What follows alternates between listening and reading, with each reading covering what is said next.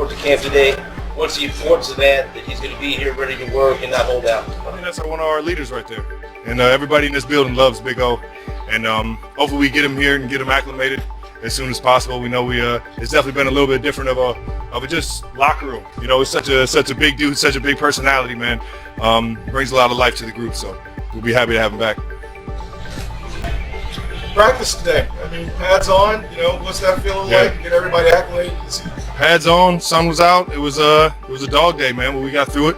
We got a lot of work in, and we got a lot of things to learn from. And that's every day in training camp. Once you set the tempo of how we work here, Coach Reed's done it through OTAs, and we've had a lot of guys, especially the newer faces here in OTAs and throughout training camp. Everybody's just kind of hit the ground running. And right now we're finding ways to keep getting better every day. Several new receiving targets. I'm just wondering what are your observations of the group? I love what I'm seeing, man. I love what I'm seeing because they're all working their tail off, and we're having success with getting in sync with the quarterbacks. And it's not just the new faces like Quez and Juju. It's everybody in the second and third groups that are coming along. And same in the tight end room. You just see guys keep elevating their game, and it's just been fun to watch. Since it's been here, Patrick, what's it like from your vantage point? He wants to see him, how to relay that information to the receiver. Yeah, I mean, I can help relay it to him. Same thing with this offense and me being here for my 10th year with Coach Reed. You know, there's certain things that just stand true in this offense. And obviously it's grown since 1-5 has been here, but I think it's a little bit more friendly of an offense than a lot of guys have been in. And with that being said, you know, that means we need to get those reps so guys can kind of, I don't want to say bend the rules, but feel the nuances of what this offense can bring to their game. When you call it a friendlier offense, can you elaborate on that, what you mean by that? It's not as much paper lines and there's not as much, rules. It's more of a discussion. Coach Reed's, done a great job of listening to players as well as, he's got 51%, so he knows how this thing, works best.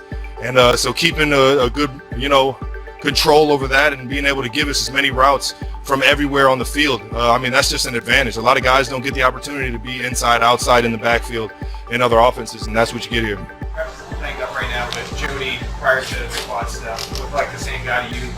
Oh, 100%, and he's getting better.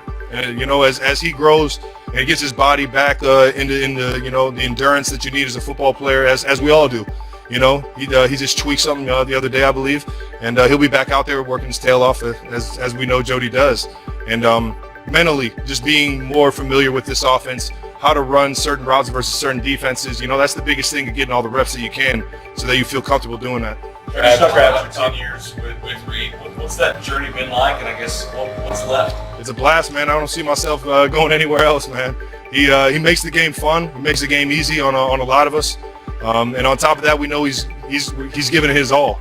I joke about it all the time. I never see his car move from the parking lot up at Arrowhead, but definitely not here, man. He's doing everything he can to set us up for success, and I'm just very appreciative of that.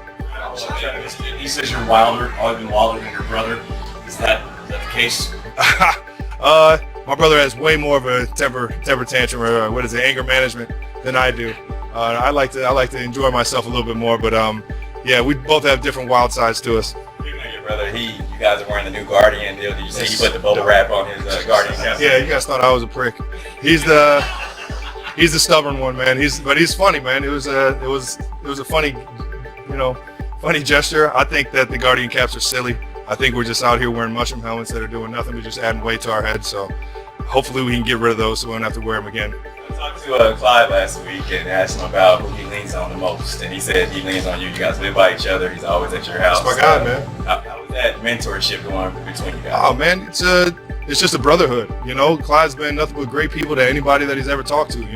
He's one of those guys that just gives off good energy, and he wants to work and he wants to be great. And who doesn't want that as their teammate right there, man? And everybody's going through stuff on the field, off the field, and we've worked on a lot of mental health stuff here in the building. And I've tried to get back to the University of Cincinnati and even talk more about this back home where I'm from. It's a big thing for men to be able to talk and speak their feelings especially to the ones next to them, and be vulnerable in those moments. But that's what being a brother is. That's what mentorship is. That's what being a good teammate is in my book. Players doing that, just express themselves. I try and I try and have it, ooze out of people, be that friendly force, and hopefully everybody else picks up on it. But I think it's more of a discussion now than it has been before. Because of your brother, I know that you probably watch centers around the league as well. In that frame of reference, just how does Creed maybe stack up with Jason, and what are maybe some of the things Jason said about Creed? I'll tell you what, they're both stone cold, man. That dude, Creed, he's a war dog, man. And doesn't matter what the situation is, you're going to get him standing in the front, holding his ground. And that's the type of leader you want up front, man. A guy that isn't scared of a damn thing and can go and bang with the best of them. And sure enough, Creed's done an awesome job just in his first year, and I can't wait to see what he does this year.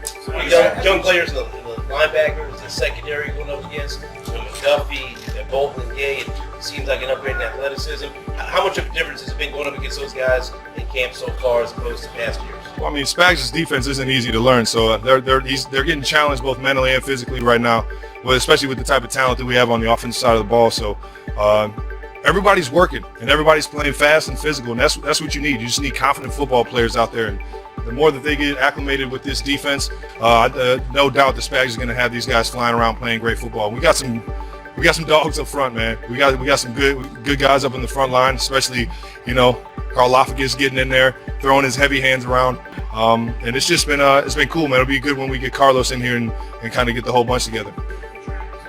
A lot of the new tight ends get contracts around the league, and you move some money around, you get maybe a little more money early in your deal. How important was it to you, the Chiefs, that they made that gesture? I think it's just another reason why I love being here, man.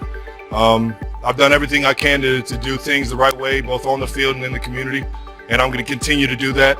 They know that, and they know what type of player they're going to get, what type of leader they're going to get in this building, and also in the community. And I think that, I don't know, I'm just extremely appreciative of it, that they would even think about it or try and put something together. And I just, just another reason why I go out here and play my tail off for this city and this organization. It's rare now, but is that a goal for you? Do you think about playing your entire career and being only a member of the Chiefs? I don't plan on playing anywhere else, brother. Hope the Chiefs have that in mind too. 10 years in, do you still look forward to first day of pads just like you did when you were younger? I feel like I always look forward to the first day here because it just starts the new journey. Pads are a part of that. It's not really, a groundbreaking day for me. I've already been working my tail off, playing physical and things like that. You just throw the pads on to get a little bit more into the run game and things like that. So it's just, for me, it's just another step in the process. I'm excited to be out here because I can. Travis Kelce appeared before reporters wearing his bright red practice shirt with the sleeves rolled up, revealing the powerful build fans have come to recognize over the years. The discomfort that was visible when he left practice earlier had largely faded, but he still carried himself carefully. Instead of his usual energetic stride, he walked at a measured pace before taking his seat at the podium. Those gathered in the room exchanged subtle looks, relieved to see him moving without obvious pain. After adjusting the microphone and taking a deep breath, Kelce addressed the concern surrounding his health. "First of all, I'm doing okay," he said calmly, reassuring everyone that the situation wasn't as serious as many had feared. His words immediately eased the tension in the room. He went on to explain that after leaving practice, the team's medical staff quickly evaluated his knee, using treatment equipment to reduce discomfort while ensuring he maintained stability. According to Kelce, everything unfolded in just a matter of seconds during the drill. "When you're locked in on the play, you're focused on the football," he explained. "Then something happens behind you, you turn the wrong way, and suddenly you feel it." Kelce admitted that even with years of experience, any unusual feeling in the knee can immediately raise concerns. With a smile, he acknowledged that his first thought was simply hoping it wasn't anything serious. Medical personnel escorted him to the training area for additional evaluation shortly after the incident. Following a detailed examination, the initial diagnosis indicated a mild ligament strain accompanied by soft tissue inflammation. Fortunately, there was no evidence of significant structural damage, an outcome Kelce described as the best news he could have hoped for. "We were lucky," he said. "The medical staff reacted quickly, checked everything thoroughly, and made sure we didn't take any unnecessary risks. I'm really thankful for how they handled it." Reporters also asked Kelce about the heated exchange that reportedly occurred during practice before the injury. Rather than avoiding the subject, he answered honestly, acknowledging that emotions can run high during training camp. "This is competitive football," he explained. "Everybody's fighting for opportunities, trying to earn their place, and sometimes that intensity boils over. But at the end of the day, we're teammates. We're brothers. You settle it, learn from it, and move forward." Kelce revealed that the coaching staff gathered the players for a brief meeting in the locker room afterward. The message focused on maintaining discipline, professionalism, and remembering that the ultimate goal is preparing together for the season ahead. According to him, the discussion ended positively, with teammates shaking hands and putting the incident behind them. "There wasn't any lingering drama," Kelce said. "We challenge each other because we want everyone to improve, but nobody wants to hurt a teammate. That's never the objective." When one reporter asked whether he regretted anything about the situation, Kelce paused before answering thoughtfully. "You always look back and think about what you could have handled differently," he admitted. "I'm one of the leaders on this team, so I know people are watching how I respond. At the same time, I'm human. The important thing is learning from every experience." Kelce also spoke candidly about the frustration of temporarily stepping away from practice. Watching teammates continue their work while he remained on the sideline wasn't easy. "I don't enjoy standing over there," he said with a laugh. "I'd much rather be running routes, catching passes, and competing with the guys." Still, he emphasized that patience is essential.